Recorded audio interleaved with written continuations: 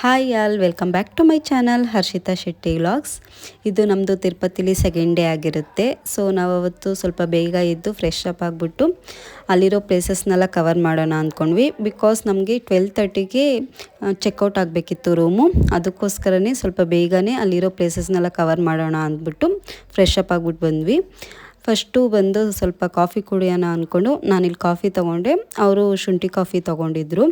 So ಕಾಫಿನೆಲ್ಲ ಕುಟ್ಕೊಂಡು ಹೊರಟ್ವಿ. So ನಾವು first bike ತೊಗೊಂಡಿರೋದು main ರೀಸನ್ನೇ ಇದಕ್ಕೋಸ್ಕರ, ಪ್ಲೇಸಸ್ ಕವರ್ ಮಾಡೋಣ ಮತ್ತು ನಮಗೆ ಟೈಮ್ಸ್ ಜಾಸ್ತಿ ಇಲ್ದಿರೋದ್ರಿಂದ ಟೈಮ್ ಸೇವಿಂಗ್ ಆಗುತ್ತೆ ಅಂತ. ಸೊ ಇದು ನಮ್ಮ ಬೆಸ್ಟು ಡಿಸಿಷನ್ ಅಂತಲೇ ಹೇಳ್ಬೋದು. ಇಲ್ಲಾಂದರೆ ನಾವು ಅಲ್ಲಿ ವೆಹಿಕಲ್ನ ತೊಗೊಂಡು ಇಲ್ಲಾಂದರೆ ಬಸ್ಗೆ ಹೋಗ್ಬೇಕಂದ್ರೆ ತುಂಬ ಲೇಟ್ ಆಗಿರೋದು. ಮತ್ತು ನಾವೇನು ಅಂದ್ಕೊಂಡಿದ್ವಿ ಅಂದರೆ ಫಸ್ಟೇ ಅಲ್ಲಿರೋ ಪ್ಲೇಸಸ್ನೆಲ್ಲ ಕವರ್ ಮಾಡಿ ಆಮೇಲೆ ದರ್ಶನಕ್ಕೆ ಹೋಗೋಣ. ಬಿಕಾಸ್ ನಮಗೆ 4 o'clock ಸ್ಲಾಟ್ ಇತ್ತು ಅನ್ನೋದು. ಸೊ ಅದಕ್ಕೋಸ್ಕರ ಬಟ್ ನಮಗೆ ರೂಮ್ ಸಿಗೋದೇ 12:30 ಆಗಿರೋದ್ರಿಂದ ಏನು ಮಾಡೋಕ್ಕಾಗಲಿಲ್ಲ. ಅದಕ್ಕೆ ನಮಗೆ ನೆಕ್ಸ್ಟ್ ಡೇ 12:30ಗೆ ರೂಮ್ ಚೆಕ್ಔಟ್ ಮಾಡಬೇಕಿತ್ತು. ಸೊ ಅದಕ್ಕೋಸ್ಕರ ನಾವು ಬೇಗ ರೂಮ್ ಬಿಟ್ವಿ. ಒಂದು 8:45 ಆಗಿತ್ತು ನಾವು ರೂಮ್ ಬಿಟ್ಟಾಗ. ನಾನಿಲ್ಲಿ ತಿರುಪತಿಗೆ ಇದು 3rd ಟೈಮ್ ಬರ್ತಿದ್ರು ಕೂಡ ಇಲ್ಲಿ ಯಾವ ಪ್ಲೇಸಸ್ ಕೂಡ ನಾನು ನೋಡಿರಲಿಲ್ಲ. ಜಸ್ಟು ಬಂದು ದರ್ಶನ ಮಾಡಿಕೊಂಡು ಅವತ್ತಿನ ನೈಟೇ ನಾವು ಬೆಂಗಳೂರಿಗೆ ರಿಟರ್ನ್ ಆಗ್ತಿದ್ವಿ. ಬಟ್ ಈ ಟೈಮ್ ಸ್ವಲ್ಪ ಪ್ಲ್ಯಾನ್ ಎಲ್ಲ ಮಾಡಿಕೊಂಡು ಒಂದು 2 days ಇರೋಣ ಅಂತಲೇ ಬಂದಿದ್ವಿ. ನಮ್ಮ ಅತ್ತೆ ಎಲ್ಲ ಹೇಳ್ತಿದ್ರು ಅಲ್ಲಿ ತುಂಬ ಪ್ಲೇಸಸ್ ಇದೆ, ನೀವು ನೋಡೇ ಇಲ್ಲ ಅಂತ ಬೈತಾಯಿದ್ರು 2 ಟೈಮು. ಅದಕ್ಕೆ ಈ ಟೈಮ್ ಸ್ವಲ್ಪ ಅಲ್ಲಿರೋ ಪ್ಲೇಸಸ್ನೆಲ್ಲ ಕವರ್ ಮಾಡೋಣ ಅಂತ ಬಂದ್ವಿ. ರೋಡೆಲ್ಲ ತುಂಬ ಚೆನ್ನಾಗಿತ್ತು. ಸೇಮ್ ನಮಗೆ ಧರ್ಮಸ್ಥಳಕ್ಕೆ ಹೋಗ್ತೀವಲ್ವ ಅದೇ ಥರ ಫೀಲ್ ಇತ್ತು. ಬಿಕಾಸ್ ಅದೆಲ್ಲ ಫಾರೆಸ್ಟ್ ಏರಿಯಾ ಆಗಿರೋದ್ರಿಂದ ಅದೇ ಥರ ಫೀಲ್ ಕೊಡ್ತಾಯಿತ್ತು. ಮತ್ತು ನಾವು ಬೈಕಲ್ಲಿ ಹೋಗ್ತಿರೋದ್ರಿಂದ ಒಂದು ಸ್ವಲ್ಪ ಲಾಂಗ್ ಡ್ರೈವ್ ಹೋಗೋ ಥರ ಫೀಲ್ ಇತ್ತು ಇಬ್ರು. ಫಸ್ಟ್ ನಾವು ಬಂದಿದ್ದು ಪಾಪ ವಿನಾಶ ನಮ್ಮನ್ನೋ ಟೆಂಪಲ್ಗೆ.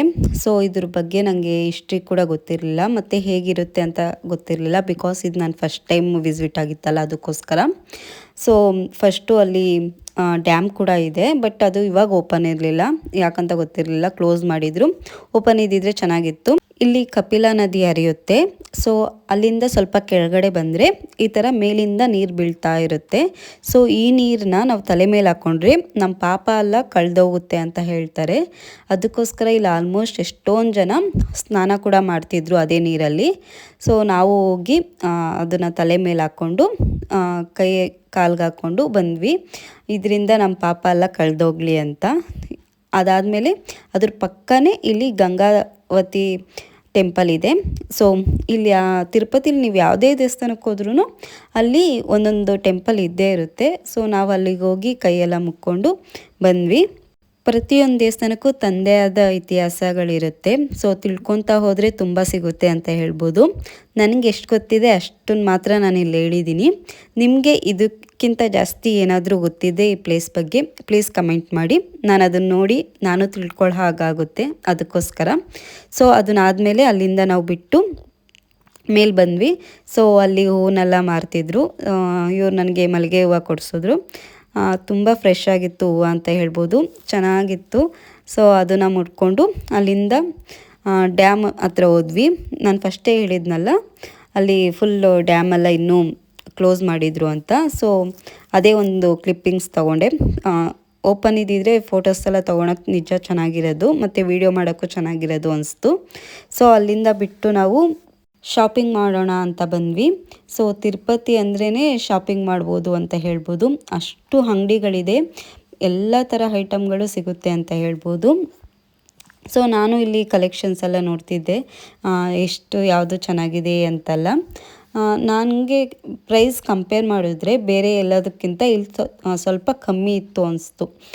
ನಾನು ಒಂದು 2-3 ಕಡೆ ಕೇಳಿದ್ದೆ, ಬಟ್ ಅಲ್ಲೆಲ್ಲ ಕಂಪೇರ್ ಮಾಡಿದ್ರೆ ಈ ಪ್ಲೇಸಲ್ಲಿ ತುಂಬ ಕಮ್ಮಿ ಇತ್ತು ಪ್ರೈಸು. ಒಂದು 50 to 100 rupees ಕಮ್ಮಿ ಇತ್ತು ಅಂತ ಹೇಳ್ಬೋದು. ಸೊ ಅದಕ್ಕೋಸ್ಕರ ನಾನು ಇಲ್ಲಿ ಪರ್ಚೇಸ್ ಮಾಡ್ತಿದ್ದೆ. ತುಂಬ ಚೆನ್ನಾಗಿ ಇತ್ತು ಐಟಮ್ಸ್ ಎಲ್ಲನೂ. ಸೊ ಅಲ್ಲೊಂದು ಸ್ವಲ್ಪ ಶಾಪಿಂಗ್ ಮಾಡಿಬಿಟ್ಟು ಅಲ್ಲಿಂದ ಬಂದೆ. ಇಲ್ಲಿ ನೋಡಿ ಮರದಿಂದ ಮಾಡಿರೋದು ಎಲ್ಲ ಪೀಸ್ಗಳನ್ನ, ಎಷ್ಟು ಚೆನ್ನಾಗಿದೆ. ಆ ತಿರುಪತಿ ವೆಂಕಟೇಶ್ವರಂದು ಸ್ಟ್ಯಾಚು ಮಾಡಿದಾರಲ್ಲ ಅದು ಮಾತ್ರ ಸಖತ್ತಾಗಿದೆ ಅನಿಸ್ತು. ನಾನು ಕೇಳಿದೆ, ಒಂದು ಸ್ವಲ್ಪ ಜಾಸ್ತಿ ಅಮೌಂಟ್ ಹೇಳಿದ್ರು.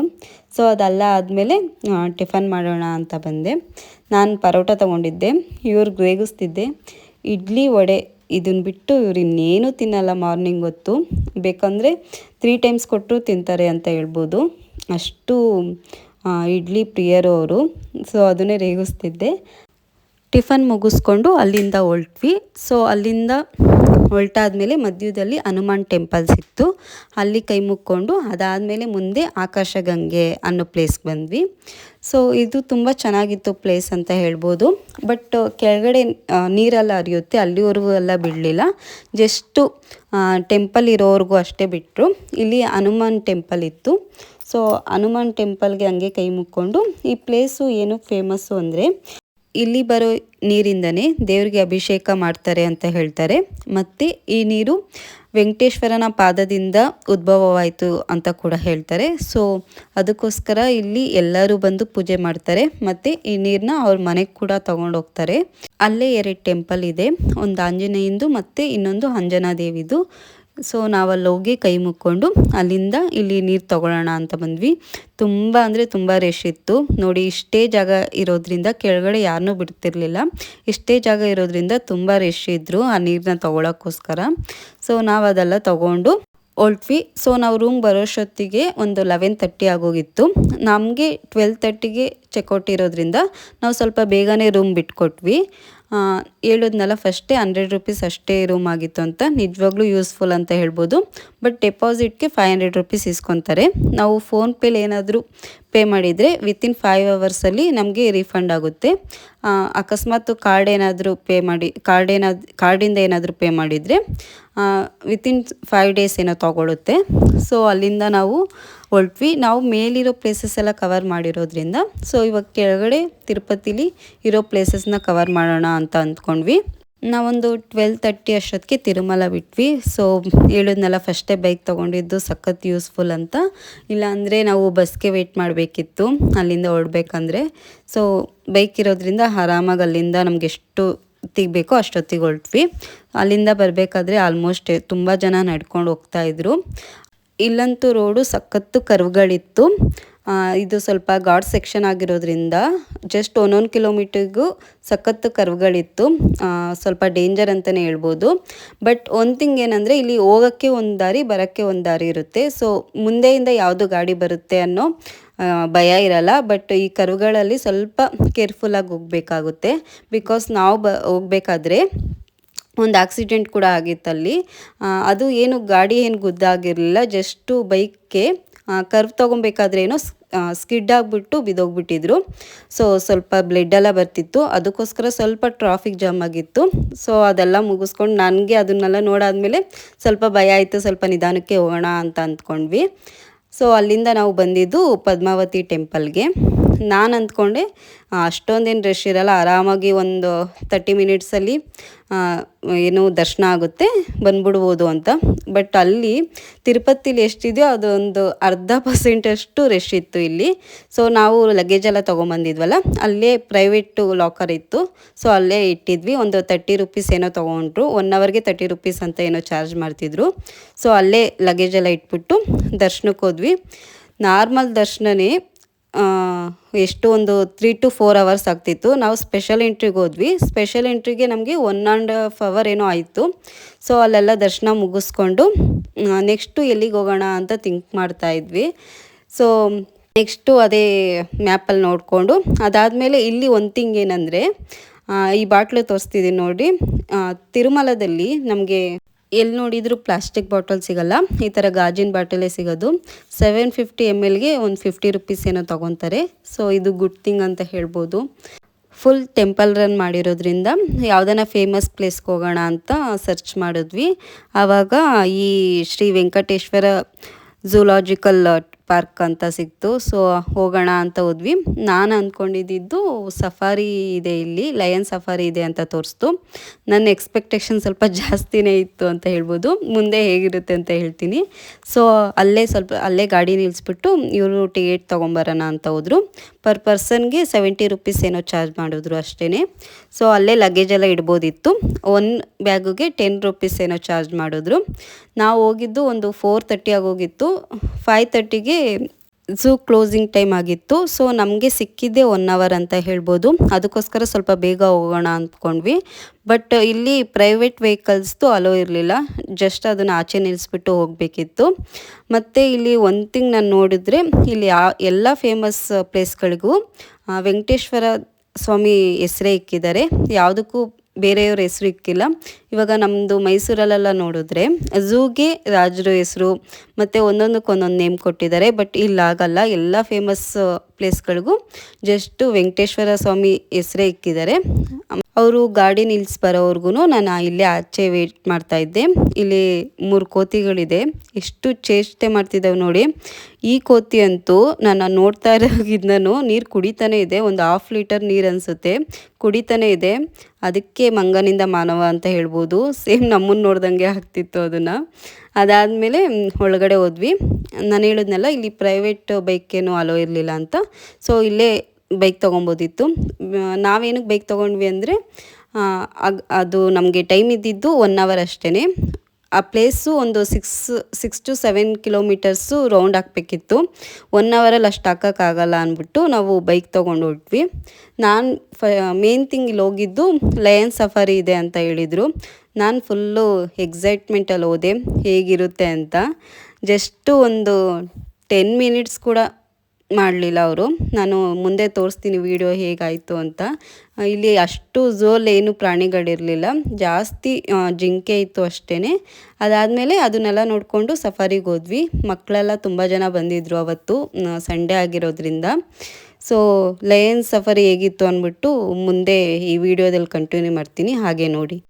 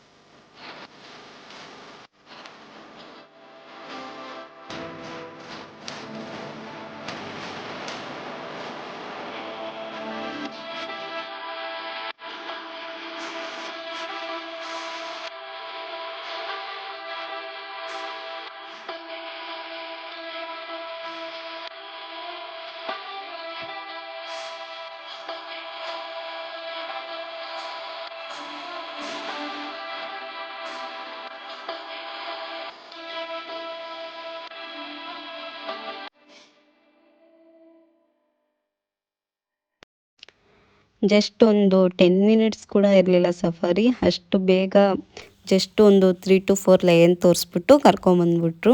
ನಾನು ಸಖತ್ ಡಿಸಪಾಯಿಂಟೆಡ್ ಆದೆ, ಏನಿಷ್ಟೇನಾ ಸಫಾರಿ ಅಂದರೆ ಅಂತ. ಬಟ್ ಸಿಂಹನೆಲ್ಲ ನೋಡಿದ್ನಲ್ಲ, ಅದು ಹೇಗಿತ್ತು ಅಂತ ಅದೊಂದು ಸ್ವಲ್ಪ ಖುಷಿ ಇತ್ತು. ಅದಾದಮೇಲೆ ಹಾಗೆ ಬಂದು ಟೈಗರ್ ನೋಡಿದ್ವಿ. ಅದಾದಮೇಲೆ ಗೇಂಡ ಮುರುಗ ಇತ್ತು ಮತ್ತು ಹೆಬ್ಬಾವುಗಳಿದ್ವು. ನಾನು ಅವುಗಳನ್ನ ಇಲ್ಲಿ ಮೈಸೂರು ಝೂ ಅಲ್ಲೇ ಹೇಳ್ಬೇಕಂದ್ರೆ ತುಂಬ ಚೆನ್ನಾಗಿತ್ತು. ಇಲ್ಲೇನು ಅಷ್ಟು ಪ್ರಾಣಿಗಳೇನಿರಲಿಲ್ಲ. ನಾನು ಹೇಳಿದ್ನಲ್ಲ ಫಸ್ಟೇ ಜಿಂಕೆ ಸ್ವಲ್ಪ ಜಾಸ್ತಿ ಇತ್ತು. ಅದನ್ನು ಬಿಟ್ಟು ಇನ್ಯಾವುದು ಪ್ರಾಣಿಗಳಿರಲಿಲ್ಲ. ಆನೆನೂ ಅಷ್ಟೇ ತುಂಬ ದೂರ ಇಕ್ಕಿದ್ರು. ಅದು ಪಾಪ ಒಂದು ಆನೆಗೆ ಕಾಲೇನೋ ಆಗಿತ್ತು, ಅದನ್ನು ಸ್ವಲ್ಪ ಸರಿ ಮಾಡ್ತಿದ್ರು ಅಷ್ಟೇ. ಇದೊಂದು ಸ್ವಲ್ಪ ಆ್ಯಕ್ಟಿವ್ ಆಗಿತ್ತು, ಹಿಂಗೆ ತಲೆ ಎಲ್ಲ ಆಡಿಸ್ಕೊಂಡಿತ್ತು. ಎಲ್ಲರನ್ನೂ ಮಕ್ಕಳನ್ನೆಲ್ಲ ಕರ್ಕೊಂಬಂದಿದ್ರು ಹೇಳ್ಬೇಕಂದ್ರೆ ಸ್ಕೂಲಿಂದ. ನಮಗೆ ನಮ್ಮ ಸ್ಕೂಲ್ ಟೈಮು ನೆನಪಾಗ್ತಿತ್ತು, ನಾವು ಹೋಗಿದ್ದು ಟ್ರಿಪ್ಗೆಲ್ಲ. ಸೊ ಈ ಥರ ಇದೆಲ್ಲ ಆನೆನೆಲ್ಲ ನೋಡಿಕೊಂಡು ಅದಾದಮೇಲೆ ಹಾಗೆ ತಿರ್ಗಾಡ್ಕೊಂಡು ಬಂದ್ವಿ. ಫುಲ್ಲು ತಿರುಗಾಡ್ಕೊಂಡು ಫುಲ್ ಸುಸ್ತಾಗೋಗಿತ್ತು ನಮಗೆ ಹೇಳಬೇಕು ಅಂದರೆ. ಸ್ವಲ್ಪ ಬೈಕಲ್ಲಿ ಹೋಗಿರೋದ್ರಿಂದ ಪರವಾಗಿಲ್ಲ, ಅಲ್ಲಿ ನಡ್ಕೊಂಬಂದಿರೋರೆಲ್ಲ ಪಾಪ ಸುಸ್ತಾಗಿ ಅಲ್ಲಲ್ಲೇ ಕುತ್ಕೊತಾ ಇದ್ರು. ನಾವು ಸ್ವಲ್ಪ ಬೈಕಲ್ಲಿ ಹೋದ್ವಲ್ಲ, ಆರಾಮಾಗಿ ಚಿಲ್ ಮಾಡ್ಕೊಂಡು ಹೋದ್ವಿ. ಅದಾದಮೇಲೆ ಒಂದು ಕಡೆ ಕುತ್ಕೊಂಡ್ವಿ, ಇನ್ನೊಂದು ಸ್ವಲ್ಪ ಟೈಮ್ ಇತ್ತು ಅಂತ. ಅದಾದಮೇಲೆ ಅಲ್ಲೇ ಚುರುಮುರಿ ತೊಗೊಂಡೆ. ಚುರುಮುರಿ ಅಂತೂ ಏನಕ್ಕೂ ಬೇಡ ಅಂತ ಹೇಳ್ಬೋದು. ಜಸ್ಟು ಕಳ್ಳೆಪುರಿಗೆ ಏನು ಖಾರದ ಪುಡಿ ಹಾಕಿ ಕೊಟ್ಟಿದ್ರು. ನನಗಂತೂ ಇಷ್ಟನೇ ಆಗಲಿಲ್ಲ. ಒಂದು ಸ್ವಲ್ಪ ತಿಂದ್ಬಿಟ್ಟು ಅವ್ರ ಕೈಗೆ ಕೊಟ್ಬಿಟ್ಟೆ. ಅವರು ಬೇಡ ಅಂದ್ಕೊಂಡು ಸುಮ್ಮನೆ ಬಂದರು. ಇದನ್ನೆಲ್ಲ ಮುಗಿಸ್ಕೊಳ್ಳೋಷ್ಟೊತ್ತಿಗೆ ಒಂದು 5:30 ಆಗೋಯಿತು. ಸೊ ನಾವು ಹಂಗೆ ವೆಹಿಕಲ್ನ ಅಲ್ಲೇ ಬಿಟ್ಬಿಟ್ಟು ಆಚೆ ಬಂದ್ವಿ. ಸೊ ಅಲ್ಲಿ ನಾವು ಲಗೇಜೆಲ್ಲ ಪಿಕ್ ಮಾಡೋಷ್ಟೊತ್ತಿಗೆ ಒಂದು 10 ಮಿನಿಟ್ಸ್ ಆಗೋಯಿತು. ಸೊ ಅಲ್ಲಿಂದ ನಾವು ನೆಕ್ಸ್ಟು ಹೊರಟಿದ್ದು ಗೋವಿಂದರಾಜಪಟ್ಟಣ ಟೆಂಪಲ್ಗೆ. ಇಲ್ಲಿ ಬರೋಷ್ಟೊತ್ತಿಗೆ ಒಂದು 6 ಆಗೋಯಿತು. ಬಟ್ ಟೆಂಪಲ್ಲು ಓಪನ್ ಇದ್ದಿದ್ದು 7 ಅಷ್ಟೊತ್ತಿಗೆ ಏನು ಮಾಡೋದು ಅಂತ ಮತ್ತೆ ಅಲ್ಲೇ ಸ್ವಲ್ಪ ಶಾಪಿಂಗ್ ಮಾಡೋಣ ಅಂತ ತಿರುಗಾಡಿಕೊಂಡು ಶಾಪಿಂಗಿಗೆ ಹೋದ್ವಿ. ತುಂಬ ಅಂದರೆ ತುಂಬ ರಶ್ ಆಗೋಯಿತು. ಮತ್ತು ಅಲ್ಲಿ ಏನಿತ್ತು ಅಂದರೆ ಅವತ್ತು ಕಲ್ಯಾಣೋತ್ಸವ ಇತ್ತು. ಸೊ ನಾವಿನ್ನೇನು ಲೈನಲ್ಲಿ ನಿಂತ್ಕೊಂಡ್ವಿ, ಸ್ವಲ್ಪ ಬೇಗನೆ ಎಲ್ಲ ಮೂವ್ ಆಯಿತು. ಬಟ್ ಇನ್ನೇನು ದೇವ್ರಿಗೆ ಒಳಗಡೆ ಹೋಗಬೇಕು ಅಷ್ಟೊತ್ತಿಗೆ ಸ್ಟಾಪ್ ಮಾಡಿದ್ರು. ಸ್ಟಾಪ್ ಮಾಡಿದವರು 1.5 ಅವರ್ ಲೈನಲ್ಲೇ ನಿಂತಿದ್ದೀವಿ ಹೇಳಬೇಕು ಅಂದರೆ. ಕಲ್ಯಾಣೋತ್ಸವ ಇರೋದ್ರಿಂದ ದೇವ್ರನ್ನ ಕರ್ಕೊಬರೋದು ಅದೆಲ್ಲ ಮಾಡೋಷ್ಟೊತ್ತಿಗೆ 1 ಅವರ್ ಆಗೋಯಿತು. ಅದಾದಮೇಲೆ ದರ್ಶನ ಎಲ್ಲ ಮುಗಿಸ್ಕೊಂಡು ನಾವು ಆಚೆ ಬರೋಷ್ಟೊತ್ತಿಗೆ 9 ಗಂಟೆ ಆಗೋಯಿತು. ಸೊ ನಾವು ಆಚೆ ಬಂದು ಅಲ್ಲೇ ಊಟ ಮಾಡ್ಕೊಂಡ್ವಿ. ನಮ್ಮದು ಬಸ್ ಇದ್ದಿದ್ದು 11:30 ಇರೋದ್ರಿಂದ ನಮಗೆ ಸ್ವಲ್ಪ ಟೈಮ್ ಆರಾಮಾಗಿತ್ತು. ಸೊ ಆರಾಮಾಗಿ ಅಲ್ಲೆಲ್ಲ ಊಟ ಮಾಡಿಕೊಂಡು ಅಲ್ಲಿಂದ ನಮ್ಮ ಬಸ್ ಬರೋದು ಬೇರೆ ಪ್ಲೇಸ್ ಆಗಿತ್ತು. ಸೊ ಬೈಪಾಸ್ ರೋಡ್ ಅಂತ ಏನೋ ಇತ್ತು, ಅದಕ್ಕೋಸ್ಕರ ಆಟೋ ಬುಕ್ ಮಾಡ್ಕೊಂಡು ಹೊರಟ್ವಿ. ಸೊ ಇಲ್ಲಿ ರ್ಯಾಪಿಡೋ ಕೂಡ ಇದೆ, ಬೆಸ್ಟ್ ಅಂತಲೇ ಹೇಳ್ಬೋದು. ನಾವಿಲ್ಲಿ ಲೋಕಲ್ ಅವ್ರನ್ನ ಕೇಳಿದಾಗ 200 ರುಪೀಸ್ ಏನೋ ಚಾರ್ಜ್ ಮಾಡಿದ್ರು. ಬಟ್ ರ್ಯಾಪಿಡೋದಲ್ಲಿ ನೋಡಿದ್ರೆ ಜಸ್ಟು 95 ರುಪೀಸ್ ಏನೋ ತೋರಿಸ್ತಿತ್ತು. ಅವ್ರಿಗೆ ಕಮ್ಮಿ ಮಾಡಿ ಅಂದ್ರೂ ಮಾಡಲಿಲ್ಲ. ಆಮೇಲೆ ನಾವು ರ್ಯಾಪಿಡೋ ಬುಕ್ ಮಾಡ್ಕೊಂಡೇ ಹೊರಟ್ವಿ. ನಾವೊಂದು 9:30 ರೀಚ್ ಆಗೋದ್ವಿ. ನಮ್ಮ ಬಸ್ ಇದ್ದಿದ್ದು 11:30. ನಾವು ಅಂದ್ಕೊಂಡ್ವಿ ಸ್ವಲ್ಪ ಟೈಮ್ ಜಾಸ್ತಿ ಆಗುತ್ತೆ, ಸೊ ಸ್ವಲ್ಪ ಲೇಟಾಗಿ ಬಸ್ ಬುಕ್ ಮಾಡಿದ್ರೆ ಪರವಾಗಿಲ್ಲ ಅಂತ 11:30 ಬುಕ್ ಮಾಡಿದ್ವಿ. ಬಟ್ ನಾವು ಇಲ್ಲಿ ಸ್ವಲ್ಪ ಬೇಗ ಬಂದಿರೋದ್ರಿಂದ ಏನು ಮಾಡೋದು ಅಂತ ಗೊತ್ತಿಲ್ಲದೆ ಹಾಗೆ ಕಾಫಿ ಶಾಪ್ಗೆ ಹೋಗ್ಬಿಟ್ಟು ಕಾಫಿ ಕುಟ್ಕೊಂಡ್ವಿ. ಆಮೇಲೆ 12 ಆದರೂ ಬಸ್ ಬಂದಿಲ್ಲ. ಒಂದು ಕಡೆ ನಿಜವಾಗ್ಲೂ ಕೋಪ ಬರ್ತಿತ್ತು, ಮತ್ತು ಇನ್ನೊಂದು ಕಡೆ ನಿದ್ದೆ. ಆಮೇಲೆ ಒಂದು 12:10 ಬಸ್ ಬಂತು. ಸೊ ನಾವು ಬಸ್ ಹೇಗಿರುತ್ತೋ ಏನೋ ಗೊತ್ತಿಲ್ಲ, ಜಸ್ಟು ಪ್ರೈವೇಟ್ ಬಸ್ ಏನೋ ಬುಕ್ ಮಾಡಿದ್ವಿ. ಬಟ್ ಬಸ್ ನಿಜವಾಗ್ಲೂ ತುಂಬ ಚೆನ್ನಾಗಿತ್ತು. ನಾವು ಎಕ್ಸ್ಪೆಕ್ಟ್ ಕೂಡ ಮಾಡಿರಲಿಲ್ಲ ಈ ಥರ ಇರುತ್ತೆ ಅಂತ.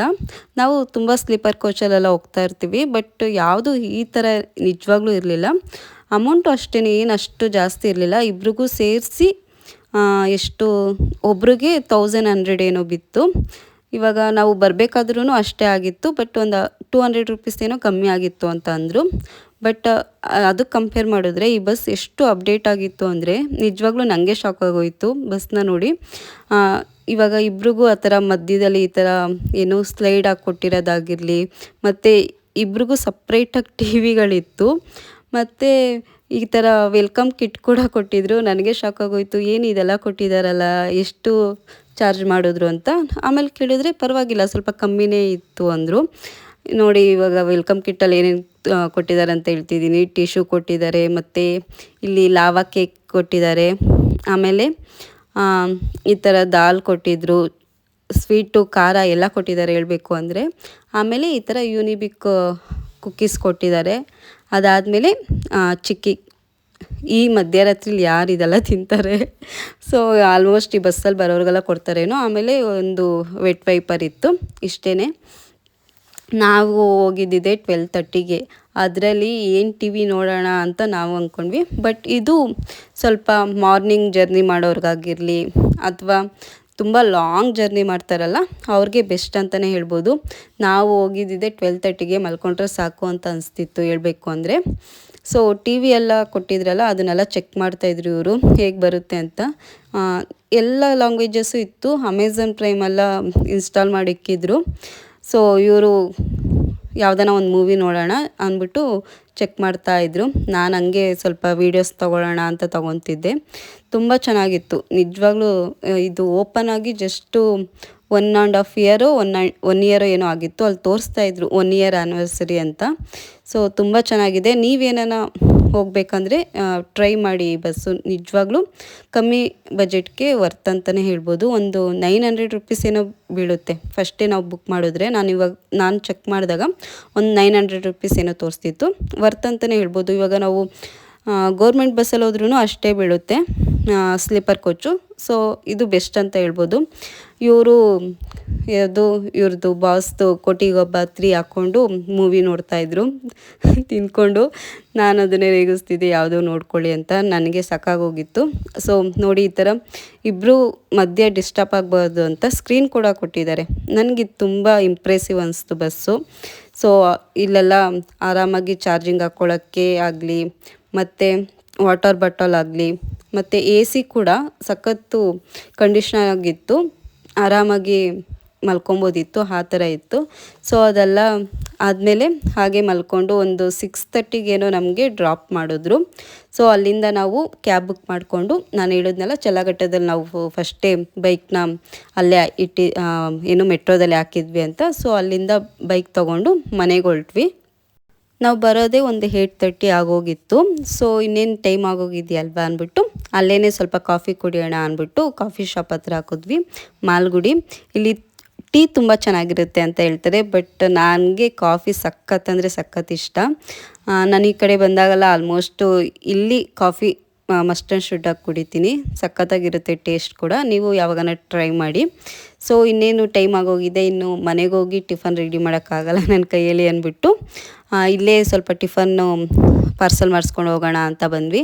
ಇನ್ನೇನು ಬಿಡ್ದಿ ಅಂದರೆ ಗೊತ್ತಲ್ವಾ, ಆಲ್ಮೋಸ್ಟು ತಟ್ಟೆ ಇಡ್ಲಿನೇ ಫೇಮಸ್ಸು. ಸೊ ಅದಕ್ಕೋಸ್ಕರ ತಟ್ಟೆ ಇಡ್ಲಿ ತಗೊಂಡು ಹೊರಟ್ವಿ. ಕೊನೆಗೂ ನಮ್ಮೂರಿಗೆ ಬಂದ್ವಿ. ಸೊ ರಾಜ್ಕುಮಾರ್ ಹೇಳಿದಾರಲ್ಲ, ಬಾಳಿನ ಬೆನ್ನು ಹತ್ತಿ 100 ಊರು ಸುತ್ತಿ ಏನೇನೋ ಕಂಡ ಮೇಲು ನಮ್ಮೂರೇ ನಮಗೆ ಮೇಲು ಅನ್ನೋ ಹಾಗೆ ನಮ್ಮೂರೇ ನಮಗೆ ಮೇಲು ಅಂತ ಅನಿಸ್ತು. ಎಲ್ಲೇ ಹೋದ್ರೂ ನಮ್ಮ ಮನೆಗೆ ಬಂದ್ರೇ ನಮ್ಗೆ ಸ್ವರ್ಗ. ಸೊ ಫೈನಲಿ ಬಂದೆ. ಸೊ ಈ ವಿಡಿಯೋ ಹೇಗಿತ್ತು ಅಂತ ಹೇಳಿ, ನಾನು ಫುಲ್ ಡೀಟೇಲ್ಸ್ ಹೇಳಿದ್ದೀನಿ 2 ಡೇಸ್ ನಾವು ಹೇಗಿದ್ವಿ ಅಂತ. ನಿಮಗೆ ಈ ವಿಡಿಯೋ ಏನಾದರೂ ಯೂಸ್ಫುಲ್ ಅನಿಸಿದ್ರೆ ಪ್ಲೀಸ್ ಲೈಕ್ ಮಾಡಿ ಆ್ಯಂಡ್ ನನ್ನ ಚಾನಲ್ನ ಸಬ್ಸ್ಕ್ರೈಬ್ ಮಾಡಿ. ನಾನು ಮತ್ತೊಂದು ವಿಡಿಯೋ ಜೊತೆ ಬರ್ತೀನಿ. ಬಾಯ್.